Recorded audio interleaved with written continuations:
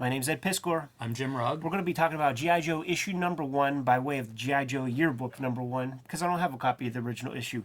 Jimmy, what do you have ahead of time, though? I have Patreon, patreon.com/Jim Rugg. You can join me there to see a lot of my out-of-print mini comics and zines. I'm showing off the notebook here. This was for an art show I did of my ballpoint pen drawings. We did like 300 of them, sold out right away.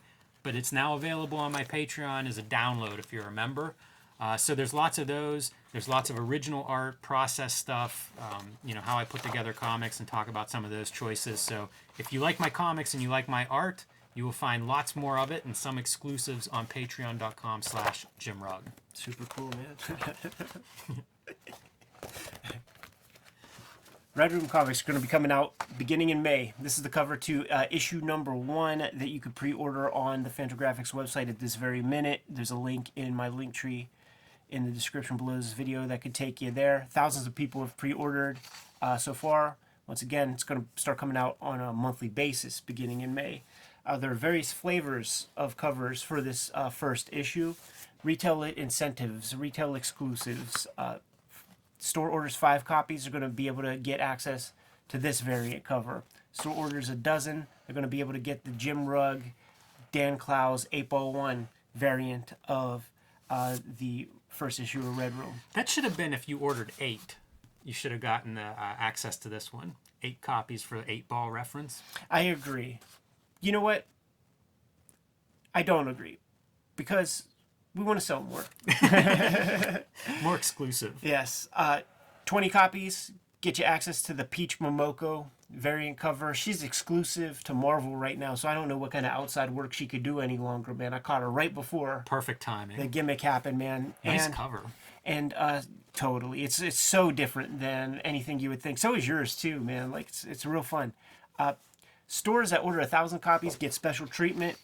Third Eye Comics in Maryland did just that, so I drew them a fresh cover inspired by the Marvel Comics Presents cover, famous one drawn by Sam Keith. Just think Wolverine, a lot of tattered clothing everywhere. Wolverine could be a Red Room star. That's for damn sure, man. He's got those like stabbing weapons on his hand.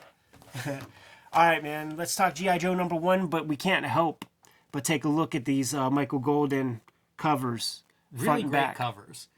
We were talking about it off air and had to hit record so we could have this conversation with everybody.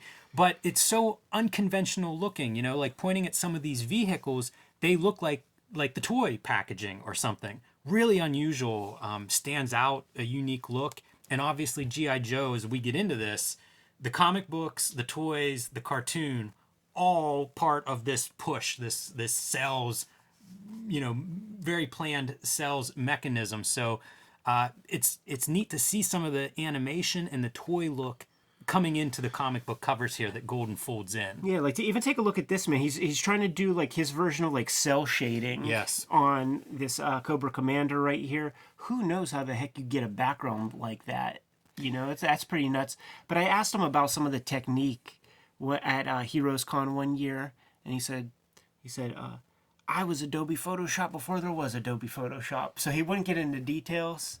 You know how those old timers are sometimes, man. They're not into talking process or whatnot. It's worth noting too, how many team books have this kind of thing, right? Put all the heroes on the front or put all the villains on the front. These are really good team shots. They are. They kind of stand out to me in a world where there are a lot of monthly team books that are trying to do this every month. These look pretty strong for unique entries into that. Let's crack things open, man, and read issue 1 of a toy comic written by Larry Hama, who was the guy who would write the file cards on the back of the toy packages. Basically, if you watch the Toys That Made Us, the Netflix show, I'm sure it's still up on that platform. Hasbro came to Marvel Comics, talked to Jim Shooter. Jim Shooter's on the record there. Larry Hama's on the record there. Help us flesh out this world. Star Wars figures are out and they're gangbusters. So we want to do a G.I. Joe version of figures that are that big, but we want to have some narrative go along with that, man. In issue 1, we should say 1982. July 1982, when your boy Eddie P was born. Yeah, I was surprised reading this and then looking up these dates, how early it was. Because I don't know. I mean, I think of it as this 80s thing, but I tend to think of my 80s memory as mid to late 80s. And, you know, they're still around. I think the cartoon was on till 86. The comic book went into the 90s.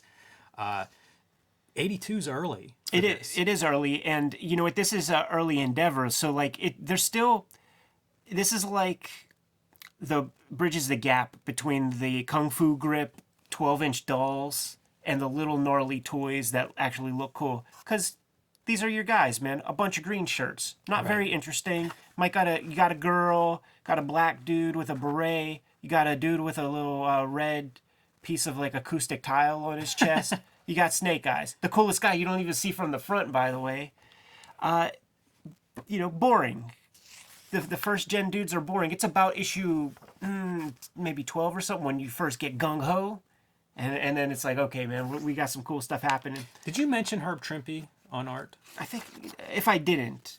Trimpe on art, and I think it's worth mentioning because I associate him, like when I started reading, it seemed like he was doing toy and animation tie-ins, licensed kind of stuff. You know, I always think of him with G.I. Joe, Transformers. I think he did the first crossover with those two properties. But for whatever reason, like that's what I think of. I mean, obviously Hulk, he has a great history, but he's kind of linked to this type of storytelling for me, which is the licensed stuff. And Marvel did a lot of it, from Star Wars to ROM to Micronauts. There's a history of this with comics. And we got a complete adventure here. And this lady, Dr. Adele Burkhart, she's a bleeding heart liberal, man. She's like your Oppenheimer type character, except she gets hip to what the true picture is of what she's involved with early enough to not give her brain power to, you know, the nuclear weapon that is about to be created. And she's doing press conferences around this. So it's set up fairly well on one page. She has the neuro capacity to warehouse some very important secrets, and she ain't giving them up to the feds, man. Enter Cobra. They're gonna take that lady. I like how Baroness can show her face, and like, you know, government agencies aren't like arresting all of her family, or like, you know, like everybody connected to her to try to find her. She's like that brazen that she's like, man, you could see me. I don't have to put a mask on. They take Dr. Burkhart. This is a great, not so well thought out in my opinion, where they have this like little hot air balloon thing, fly up and then connect to a chopper. There's some flaws. There's some flaws. They do have the cable hanging out though. This feels like something that maybe wasn't communicated as clearly from Hama to Trimpe or something. There's theoretically, I think this works. All right, man. We got the Pentagon, young General Flagg, who I don't think ever had a figure, like kind of introduced in this comic series, and he sees, you know, his whole career basically happens here. He's going to be the first character to die eventually. He's getting the scoop, man, and it's going to require the G.I. Joe team. Almost everybody in the G.I. Joe team, and maybe even including General Flagg, they're all very comfortable with the quick answer. Like, if this lady isn't going to give us the information to use in our nuclear programs, and Cobra has her, and she has this information, and they might torture it out of her, well, let's just, like, level their entire headquarters. Yeah. Let's destroy the whole island. Like, if she's dead, no big deal.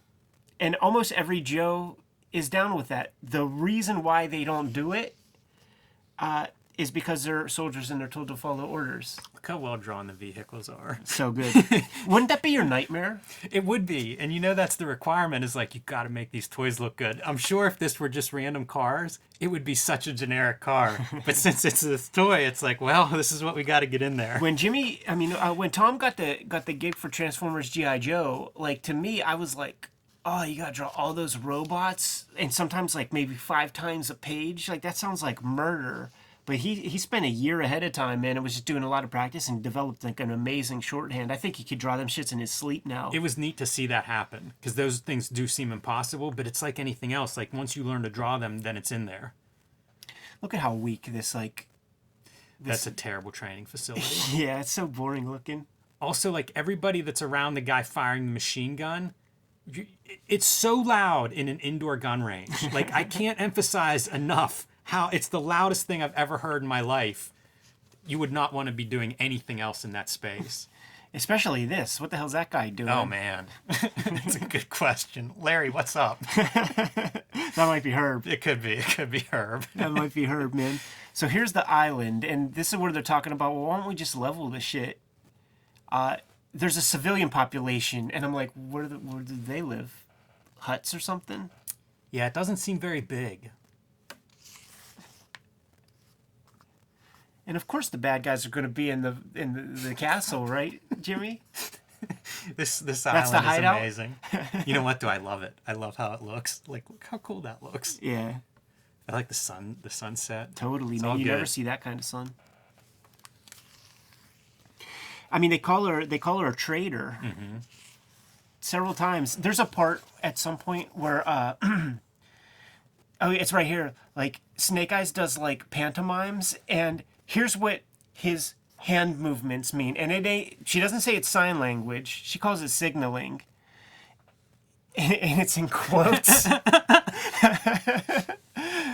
How can the rights of an individual compare to the safety of the entire world? Shouldn't a B-52 bombing raid solve this problem with less risk?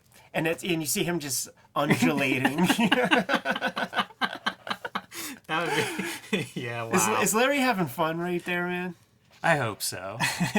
You know, G.I. Joe, it occurs to me, is another title that would be a great grand design.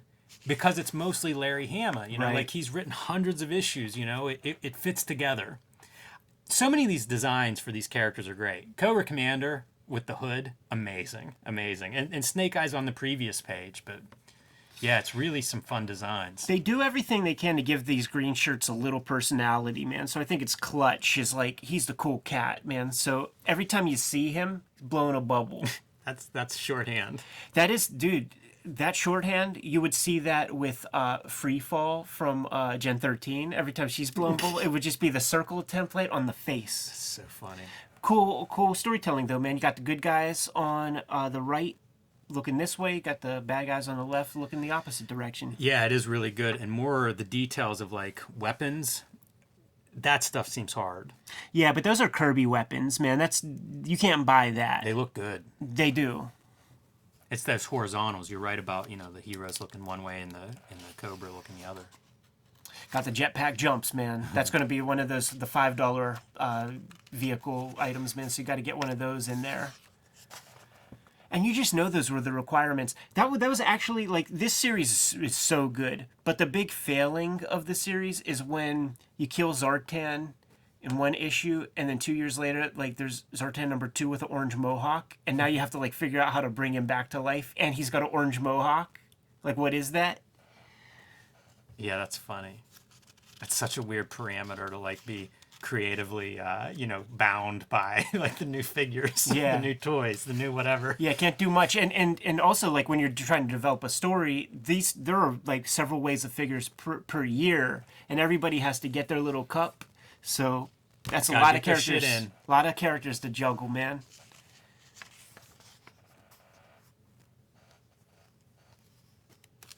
Wonder if Hama's doing layouts or anything. I think that was his process, man. Whenever he would do his scripts, I think he was doing like rough breakdowns, kind of like the digest size, fold a piece of typing paper, draw the comic.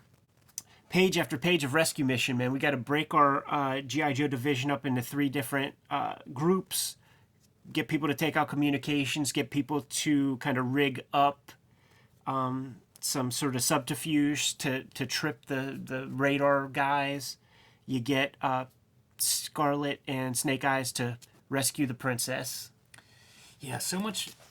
You know, I think of like war comics, history of war comics. So you're folding some of that stuff into this, but also it's you know, it's not at all what you'd look at like a Sergeant Rock or certainly anything, you know, going back through the history of war comics. This isn't quite there, Right. But there are those elements, at least in this initial issue, of like planning an ambush, destroying the airstrip, things like that. You know, like a checklist of like, well, what is the military doing here? It's just like, just put the toy in the middle, middle of the panel. Let's see the 3/4 view. Do you plan to kill Dr. Burkhart now? No, quote unquote, Dr. Burkhart. When you see that and you see Baroness in the same panel, you know that ain't going to be Dr. Burkhart that gets captured. And for some reason, she's so excited. You know, she could be taken back to the base. Everybody can be pulling back and say, yes, mission accomplished. But no, the very next panel, she has to say, oh no, I'm not Dr. Burkhart. Yeah, it doesn't have much of an impact. Like this machine gun sound effect coming through the landscape. Good stuff. That's one of those shorthands, that rat-a-tat-tat for your machine gun It is. onomatopoeia. Yeah, very, very much accepted as like that is what it is, man. This is like wargaming. This is I drew stuff like this when I was like 6, and then the tanks go here. Yeah, it's a little bit convoluted, the rescue story and some of Cobra Commander's plans. I guess laying the groundwork for him being this kind of mastermind with these complex plans. It was a big challenge whenever they were designing the toys.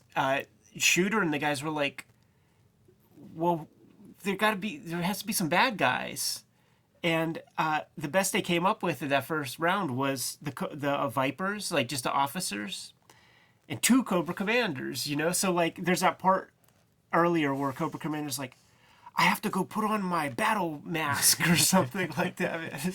So we got 2 versions of him. I think Baroness might have been in that first round as well. Yeah, I think she was an early character. The problem with like you're selling these toys to kids, but meanwhile they're a bunch of dudes shooting at each other, and it's like it's not a big issue in 1982. Stuff can happen. For all of Shooter's rules for like comics for kids and first time readers and stuff. Yeah, no problem with everybody shooting each other. Yeah, like stuff could happen in the comics, no doubt. Quinn the Eskimo is introduced in the very next issue, and then he's going to die. Like, and that's we feel that General Flag dies. That's probably why he's created here, man. Just have a red shirt that you could kill at a certain point, man. But those cartoons, the TV show, it's all robots, man. It's everybody. A lot of ejector seats, like. That's the business you go into if you're in the G.I. Joe universe in the cartoon world, the ejector seat business.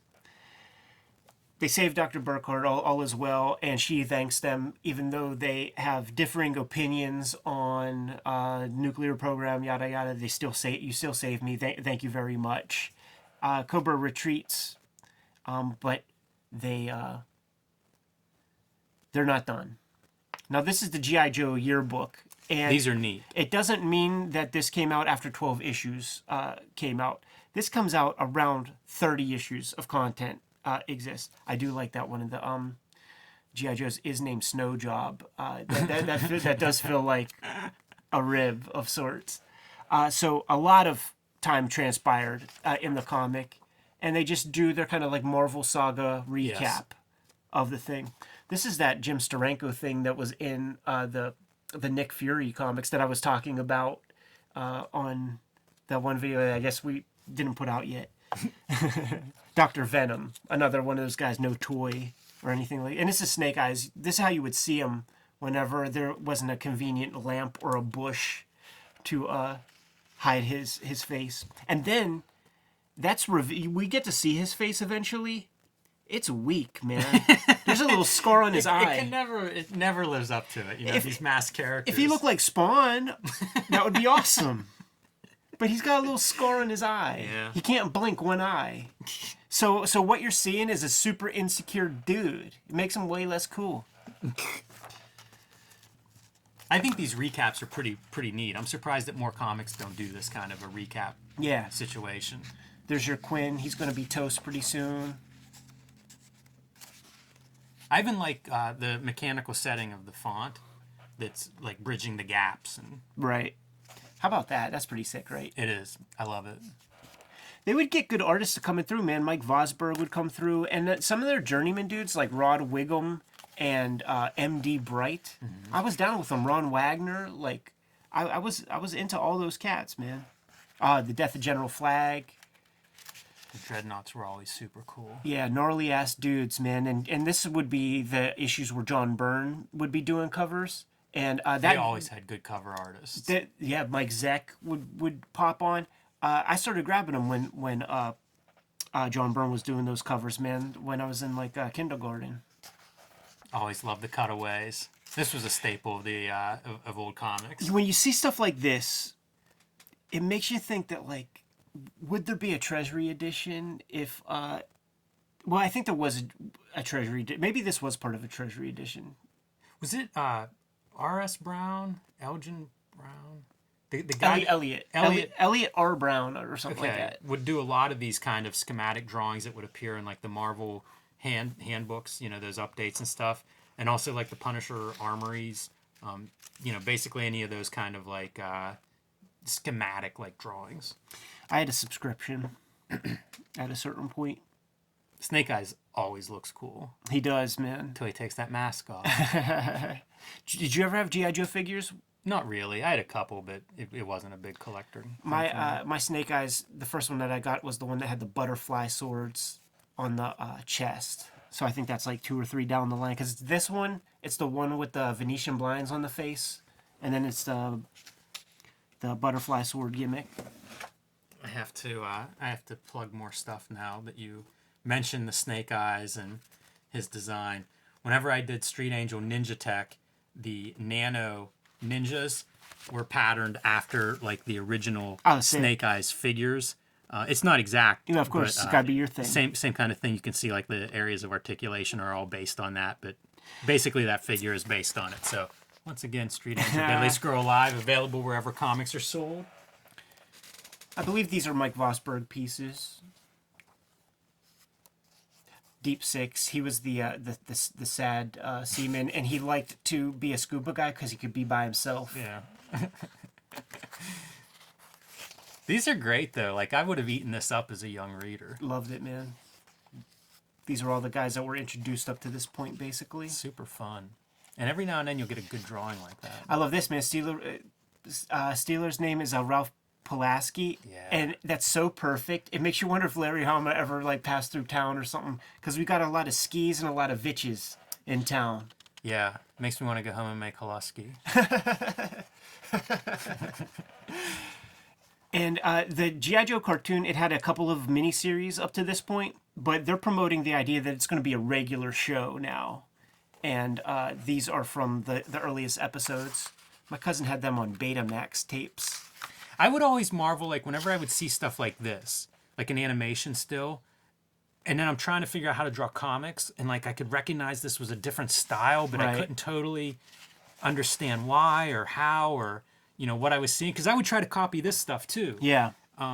Yeah, it was always neat to see this kind of stuff. One of the first things that like, I started to recognize was, like, you don't draw every tooth. Yeah. It's just this, like, white strip. Why is that? Yeah, those are always mysterious when you become aware of them. Like the stuff that you know is different than what you're drawing. Right. Yeah, you can see the strips in his mouth, not individual teeth. And this piece is talking about the commercials, you know, the spots, the very first commercials ever for comic books. And they would do, like, I guess every 3 issues or something, there would be a new, 10, 20-second spot. They were so great. They would be like the setup for whatever issue it is, and then it would be cliffhanger commercial, and the cover of the book would come up. I used to bite for that stuff. I wasn't even reading comics at that point, and I'd see those commercials and be like, I gotta get this. I gotta find that. Way better animation even than the regular show. There's our snow job again. Anyhow, man, G.I. Joe Yearbook #1. There are a million of these things out there. You're going to be able to find that really easy. And it reprints G.I. Joe issue #1, which is competitively priced these days, to say the least. Yeah, interesting series. I think that a lot of comic book readers, depending on what you're into, you don't think of G.I. Joe. Like, it kind of is this kid thing. And I see back issues of G.I. Joe whenever I get into these quarter bins and 50-cent bins, because that was a book that had high circulation, you know, from army bases to subscriptions to the toy collectors. Like, it had a bunch of them. It had a commercial on television. That's going to sell some books, man. Exactly. That is going to sell some comics. So it's a cool series, man. Larry Hama, all praise to Larry Hama. I mean, he's, the engine behind this. Hundreds of issues of this. It's pretty remarkable, and I think as a creator, it's interesting for that reason. To see like how does somebody build this large ensemble cast and do years of stories with them. Pretty incredible. He creates a world, man. There's cultures within it, man. There's fleshes out the ninja schools. Like he's doing some stuff, man, no doubt. I still don't have issue 151 or 155. So Kayfabers, if you have reader copies or something, PO Box 3071, Munhall, PA 15120. Well done. That'll complete the collection. Even a reprint will do, by the way. Get out of here.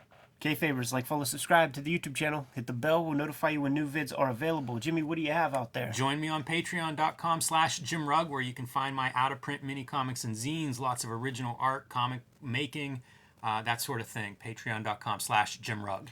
Red Room is coming out in May, monthly installments. You could pre-order the first issue through Fantagraphics at the link in the link tree below. You can read the comics ahead of time at my Patreon, patreon.com/EdPiskor. Subscribe to the Cartoonist Kayfabe e-newsletter at the links below this video to keep up with everything that's going on and coming out in 2021. You can also find Cartoonist Kayfabe t-shirts and merchandise at the links below this video. Jimmy, give him one more set of marching orders, man. We're going to be on our way. Read more comics.